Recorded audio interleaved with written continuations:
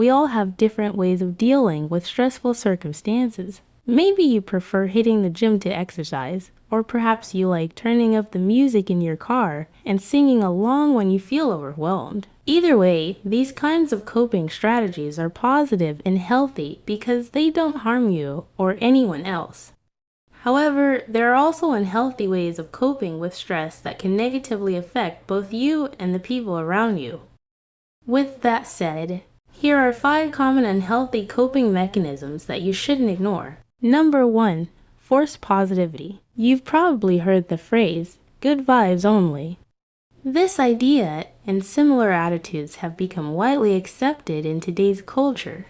Of course, having a positive mindset isn't a bad thing. Positivity can be a powerful tool when you want to attract good things into your life. However, the idea of maintaining only positive energy has been pushed afar. Toxic positivity doesn't come from true happiness. It stems from denial, invalidation, or minimizing real feelings. It involves trying to appear cheerful all the time, even when you're not okay. Often, it becomes so exaggerated that the phrases stand out clearly. Examples include, don't think about it, just stay positive, everything will be fine in the end, if I can do it, so can you, or others have it worse. When you constantly force positivity, you suppress your true emotions, which can lead to self-doubt, shame, and difficulties in relationships. Sometimes life is simply tough, and no amount of positivity can change that. It's completely normal to feel angry, jealous, irritated, or deeply upset. Both positive and negative emotions are part of being human. Number 2.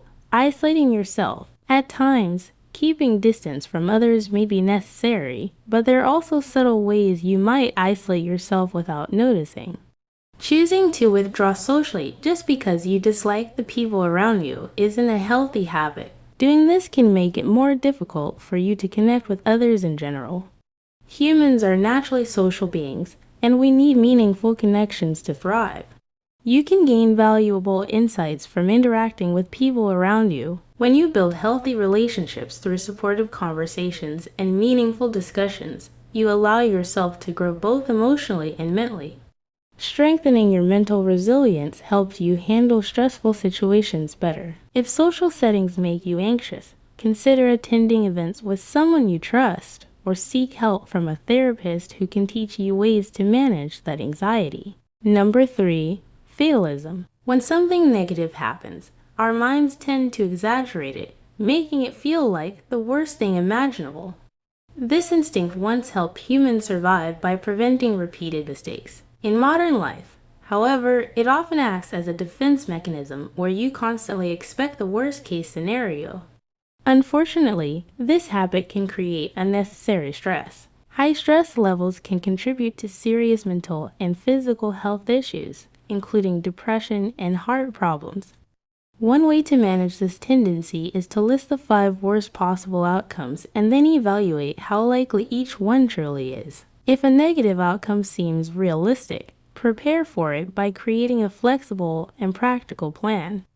This approach can give you a stronger sense of control and reduce stress moving forward. Number 4. Repressing your feelings. Do you hide your emotions because you feel no one cares or believe it's pointless?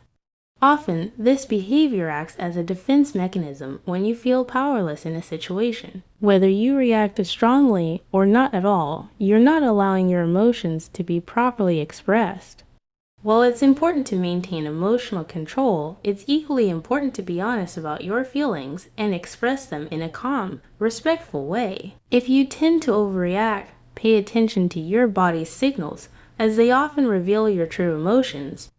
Taking time to breathe, meditate, or ground yourself can help reduce stress and prevent emotional outbursts. There are also physical ways to release pent-up emotions, such as shouting into a pillow, dancing, or exercising. Number 5. Romanticizing the past. The past can seem especially appealing when viewed through a nostalgic lens, particularly when the present feels dull or uncertain. However, the past cannot be brought back. Events may not have happened as perfectly as you remember them. Living in an idealized version of the past can prevent you from taking advantage of opportunities in the present. If you often find yourself dwelling on past memories, identify what specifically draws you to them and try to recreate those elements in your current life. The present may sometimes feel dull, but your experience of it depends on how you choose to approach it. If this message spoke to you, take a moment to reflect and share your thoughts in the comments. We'd love to hear your experience. Don't forget to like this video, share it with someone who might need it, and subscribe for more insightful content that helps you grow and understand yourself better.